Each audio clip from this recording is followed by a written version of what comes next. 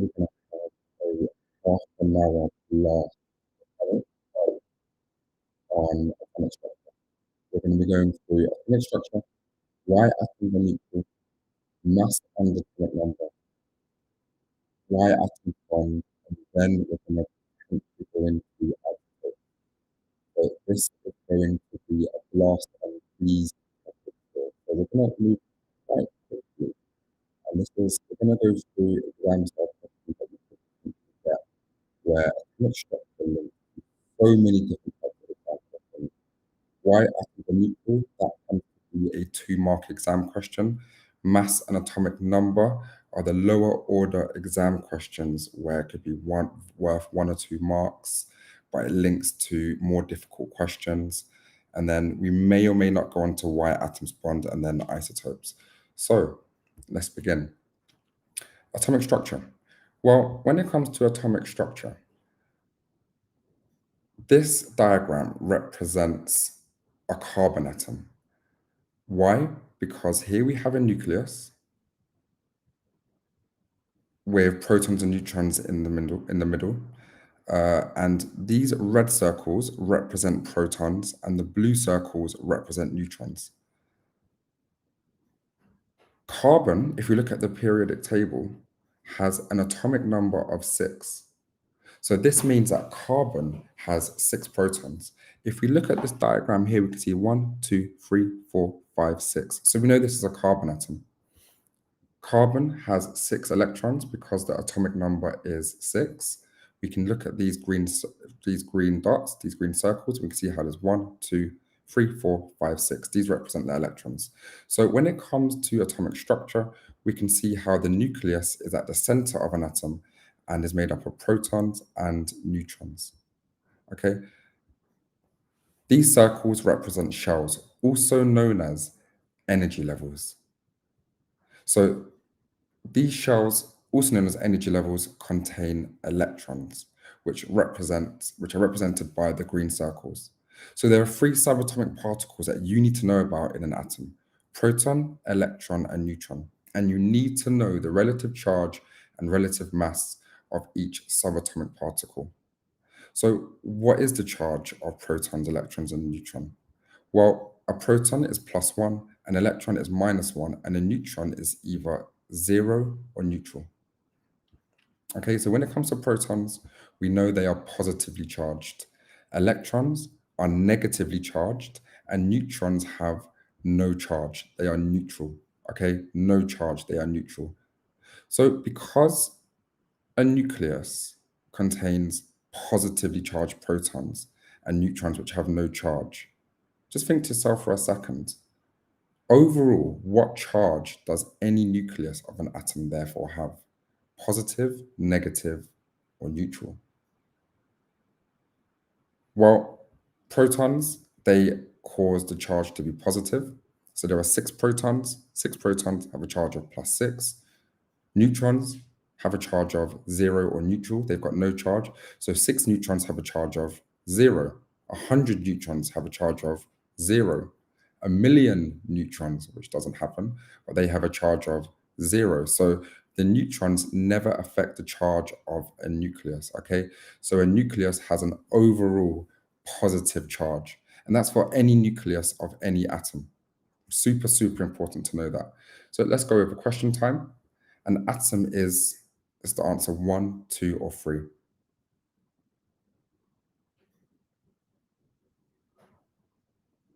The answer is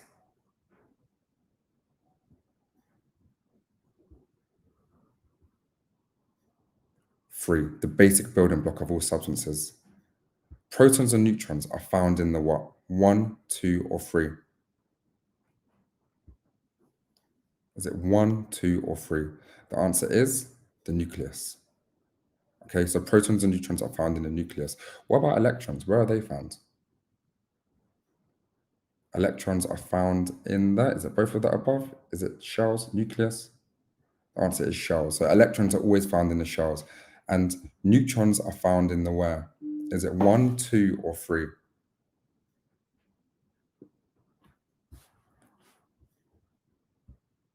The answer is 1. Super important. You need to know this. Okay, moving on now. Now we've gone over this, the mass. The mass of a proton is 1. The mass of an electron is 1 over 1,836. And the mass of a neutron is 1 as well. So the mass of a neutron is 1. But before that, we can say that the mass of an electron is also negligible. The reason why we say the mass of an electron is negligible is because the mass is so, so small. We use a fraction to describe the mass of an electron, 1 over 1,836. That means to have the same mass as a proton, we need 1,836 electrons to have the same mass as a proton. So because the mass of an electron is so small, we say the mass of an electron is negligible. It is very, very small. We ignore the mass. And then the mass of a neutron is 1. So let's look at the table. We can see the mass of a proton and neutron is 1. And then the mass of an electron is 1 over 1,836. That means, where do you think the mass of an atom is concentrated?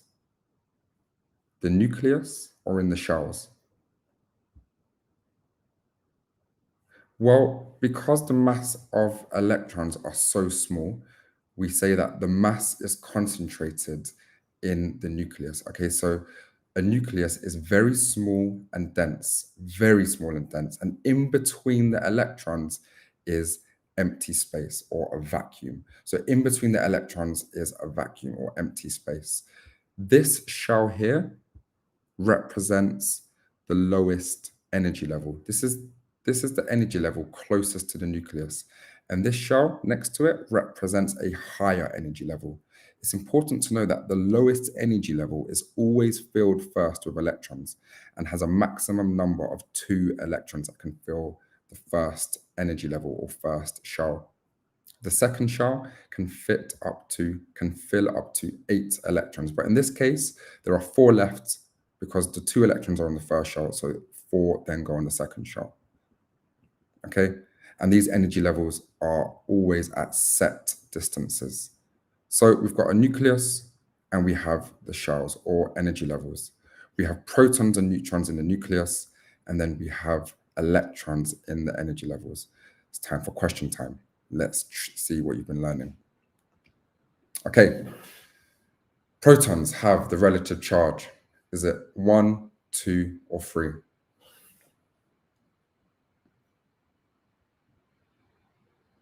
The answer is +1. Electrons have the relative charge +1, -1, or 0. Is it 1, 2, or 3?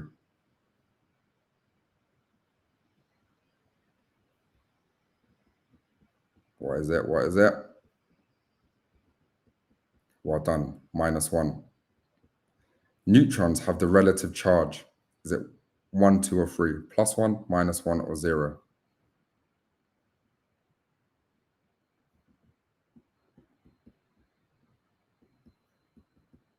3. Well done. 0. Guys, if you want to chat in the chat section, you are allowed to just message what you think the answer is when we do question time. So now at the end of every video on KayScience, we have these gap fill tasks, which model the scientific language needed to use in an exam to get full marks. So what I would advise you to do in your own time, go onto these videos and write out the whole gap fill, followed by the answers, which come just after. Okay, so we're not going to do this now because it will take too long. But what I do want you to do is to quickly spend 30 seconds doing as many questions as you can. Okay, when you're rewatching this video, you can just pause it and take your time to do it. So I'm just going to leave it there for maximum 30 seconds.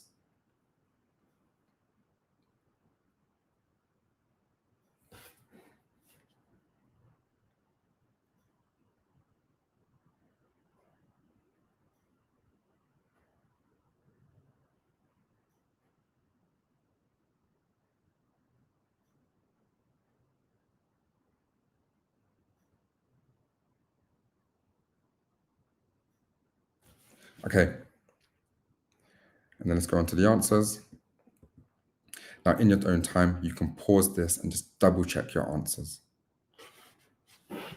Okay, let's move on. Why atoms are neutral. This video has been made because this is a 2-mark exam question in paper 1. So why are atoms neutral? That's the question. So you need to know that atoms always have a neutral charge. Why is this? Well, let's look at carbon. Carbon has a mass number of 12 and an atomic number of 6. I know that because carbon is in the periodic table in group 4, which is a vertical column in this position. And this number 4 here means there are 4 electrons in the outer shell, and carbon is in period 2, so it has 2 shells.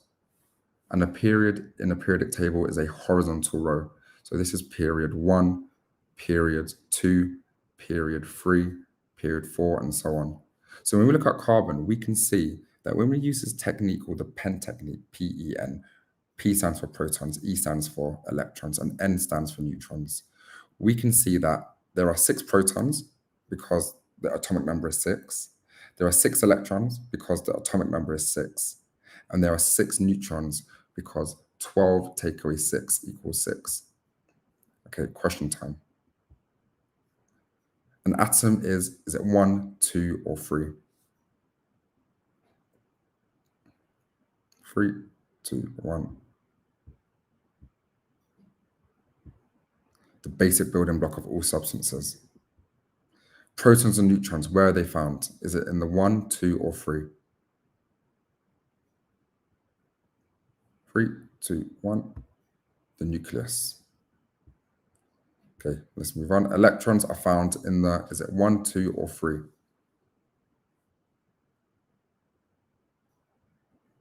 Well done. The shells. Good stuff. Let's go back a little bit. Good, the shells. Neutrons are found in the, is it 1, 2, or 3?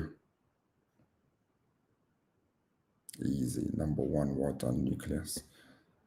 Okay, so now this is the important bit about the video. This diagram represents a carbon atom. Now, why is the charge neutral? Well, we know the charge is neutral because 6 protons have a charge of 6 plus. 6 electrons have a charge of 6 minus. And we know no matter how many neutrons there are, 6 neutrons means their charge is 0. So if there were 20 neutrons, the charge is 0. It doesn't matter. No matter how many neutrons there are, they do not affect the charge. So now when we have 6 plus and 6 minus, the protons and electrons, they cancel each other out. So the positive and negative charges, they cancel each other out. Why? Because we have the same number of protons and the same number of electrons. Okay? So we have the same number of protons and electrons which cancel each other out. 6 protons, 6 electrons. What about oxygen? So let's look at oxygen now. We can see using the PEN technique, the mass number is 16, atomic number is 8. This means there are 8 protons, 8 electrons, and 8 neutrons. Here is a diagram of the atom. And we can see how 8 protons have a charge of 8 plus, 8 electrons have a charge of 8 minus, and you guessed it, the charge of neutrons is 0. So when we look at this, we can see we have the same number of protons, same number of electrons. So the charges that cancel each other out. Okay, 8 plus and 8 minus charges cancel each other out. However, we need to know if there is an unequal number of protons and electrons, we will have a charged atom, also known as an ion, ION, ion. Okay? Question 12. Which statement is true? 1, 2, or 3?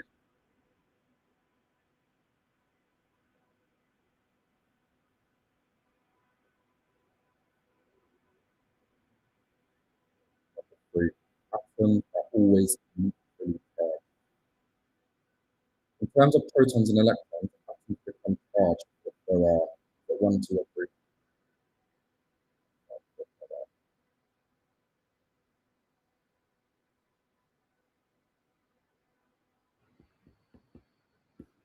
Unequal number. Okay? So if there is an unequal number of protons and electrons, then the atom is charged. Again, here is a gap fill. If you want to pause this, if you're rewatching the video, be my guest, and then the answers will follow. Okay, if you're watching it live now, then you can go back and rewatch the video and do the tasks. So now I want to direct you to these questions down here, 7, 8, 9, and 10. So what is the charge of atoms? The charge of an atom is neutral. Do protons and electrons cancel each other out? The answer is yes, if you have the same number. What is the charge if there are 9 protons and 9 electrons? 0. What is the charge if there are 22 protons and 22 electrons? Neutral. Okay, neutral charge or a charge of 0. Okay, let's move on. Mass and atomic number. All right, so let's now look at the periodic table to do this. So mass and atomic number, very important. This forms the foundation of all calculation questions. So when we look at the periodic table, we can see these vertical columns, known as groups, have numbers above them. 1, 2, 3, 4, 5, 6, 7, and 0. These numbers at the top are the group numbers, and they tell us how many electrons these elements have in their outer shell. So lithium, sodium, potassium, and so on have 1 electron in their outer shell. Beryllium, magnesium, calcium have 2 electrons in their outer shell, and so on. Group 0, they are known as the noble gases. They have a full outer shell of electrons. Now, the horizontal row is known as the period. This tells us a number of shells. Helium has 1 shell. The next period has period 2 have 2 shells. The elements in period 3 have 3 shells, and so on.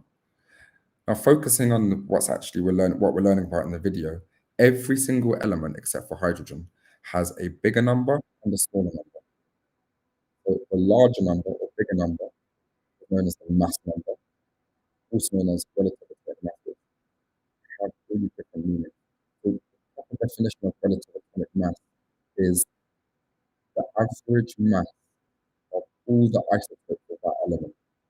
So for example, chlorine 35.5 is the mass number, or sorry, is the relative atomic mass of chlorine, the relative atomic mass of chlorine, because this is the average mass of all the isotopes of chlorine. Now this is the case for all of these elements. Many elements will have isotopes. Rather than having 2 or more protons or an isotope of an element, you just have the relative atomic mass, the average mass of all the isotopes. I realize if you don't know what isotopes are, you wouldn't have understood what I just said. However, I'm doing this with a blast as if you already know what isotopes are. Now, what mass number is just how many protons and neutrons a specific atom has. Okay, for example, if you look at carbon, let's just imagine this represents 1 carbon atom. Well, then the mass number of 1 carbon atom is going to be 12, and the atomic number is going to be 6. So the big number is always the mass number, and the small number is always the atomic number. In the next video, we're going to learn about isotopes so I can properly explain what relative atomic mass is. But for now, just know that the bigger number, you can call it by a simple term, which is the mass number. The smaller number is the atomic number. What information does this give you? Well, the mass number is the number of protons and neutrons, whereas the atomic number is the number of protons also equal to the number of electrons. What does that mean? Well, when we write out PEN, okay, protons, electrons, neutrons, the atomic number tells us the number of protons, which means there are 6 neutrons. The atomic number is 6, which is the number of protons. So there are 6 protons. What about electrons? The atomic number tells us this. Well, the atomic number is 6, which is also equal to the number of electrons. So there are 6 electrons. Now, what about mass number? How do we calculate this? Well, I've told you that this is just the number of protons and neutrons. So therefore, what we need to do is, to calculate the number of neutrons, this is the mass number, take away the atomic number. So the mass number is 12. So we do 12, take away the atomic number, which is 6. So 12 take away 6 equals 6. So there are 6 neutrons. Okay, let's do question time. The mass number, is it 1, 2, or 3? The mass number is number 2, the number of neutrons and protons. The atomic number, is it 1, 2, or 3?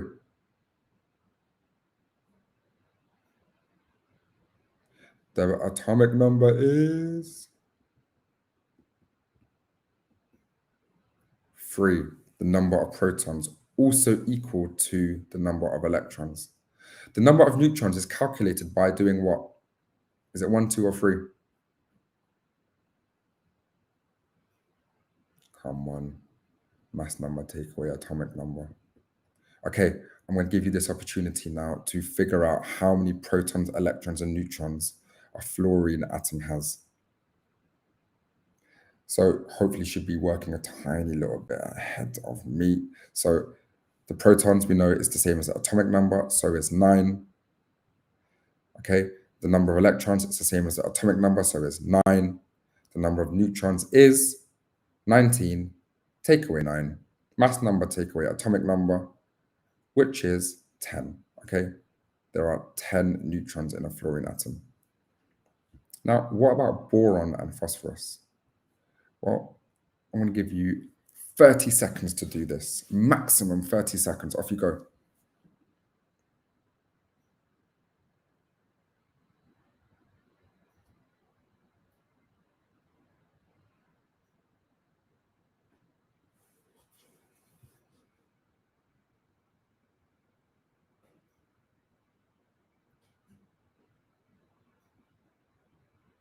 Okay, let's get to the answers. So the atomic number of boron is 5. So there are 5 protons and then 5 electrons. The number of neutrons is 6. How do I know that? Mass number take away atomic number, 11 take away 5 equals 6.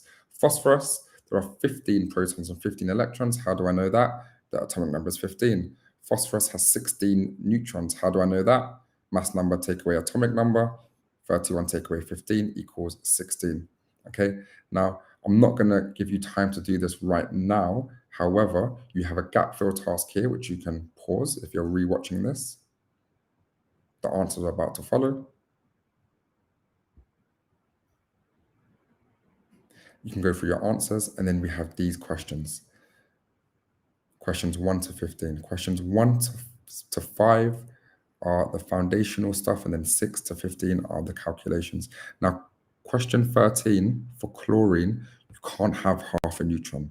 So question 13, you're going to have to look up what are the isotopes of chlorine. You can't have 18.5 neutrons. My battery, my charger is about to die.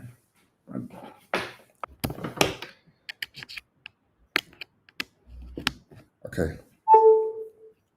And here are the answers. All right, let's move on. Isotopes, this is the big one now. So you can get a question about isotopes, which is what is an isotope, for instance, and that's a 2-mark question. What is an isotope? I'm going to give you the definition to begin with, and then I'm going to explain what it is. So isotopes are different atoms of the same element, which have the same number of protons and a different number of neutrons. So I'll read that again. Isotopes are different atoms, so they're different atoms, but they do belong to the same element. Okay, an element is any substance which contains the same type of atoms. Okay, same type. What determines if they are the same type of atoms? Well, that is if they have the same number of protons. However, then what makes them different is that they've got a different number of neutrons. So let's go through that. First example. Here we have 3 isotopes. Carbon 12, carbon 13, carbon 14. If we look at the periodic table, we are given only information about carbon 12. That's because carbon 12 is the dominant isotope of carbon. But each isotope of carbon has 6 protons. Okay? Because carbon 12 is the dominant isotope of carbon, when we calculate what is the average mass of all these isotopes, the average mass is extremely close to 12. So we say that the relative atomic mass of carbon is 12. Now, let's just look at this. Well, if we use the Penn technique, PEN, we can see there are 6 protons, 6 electrons, and 6 neutrons. What about carbon 13? 6 protons, 6 electrons, and then 13 take away 6 equals 7 neutrons. Carbon 14, 6 protons, 6 electrons, and then 14 take away 6 equals 8. So we can see carbon 14, carbon 13, carbon 12, they all have the same number of protons. However, they all have a different number of neutrons. This is what makes them isotopes.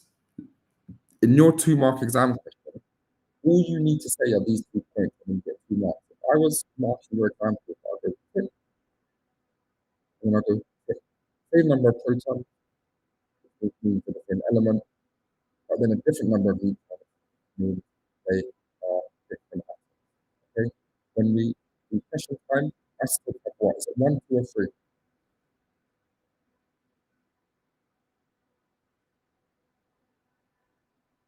3,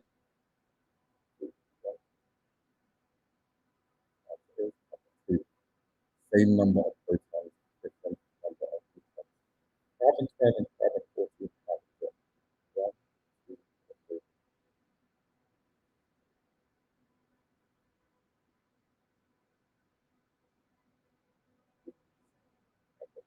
same number of protons, different number of neutrons. Okay? Carbon 12 and carbon 14 are what? Is it 1, 2, or 3?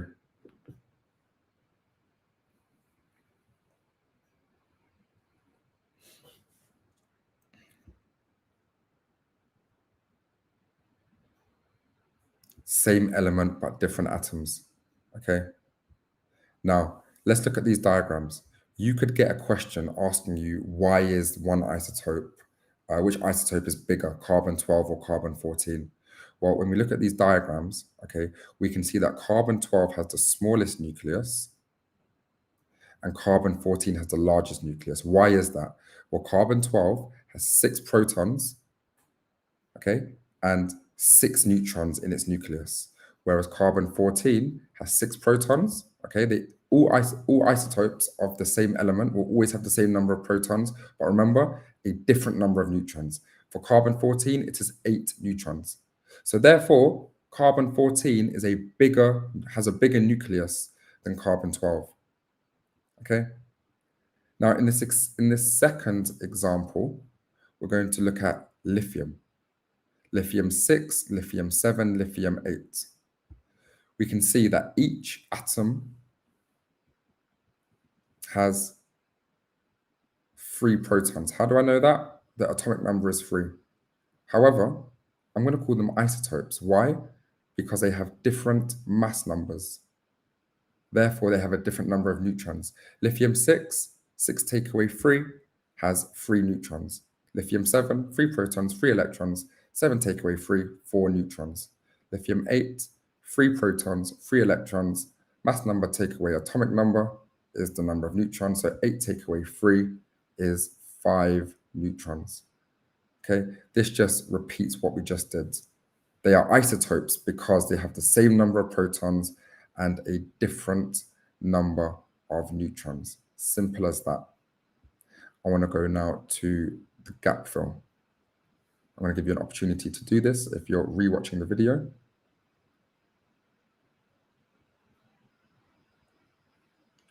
Answers are about to come. Here are the answers. And then here are some questions. Now, these are all exam style questions, okay? What is an isotope is a 2-mark question. And then these are all 2-mark exam questions. So I'm going to give you a moment to just attempt these questions. If you're rewatching the video, answers will follow. And I just want to go through question 1 and 2. So what is an isotope?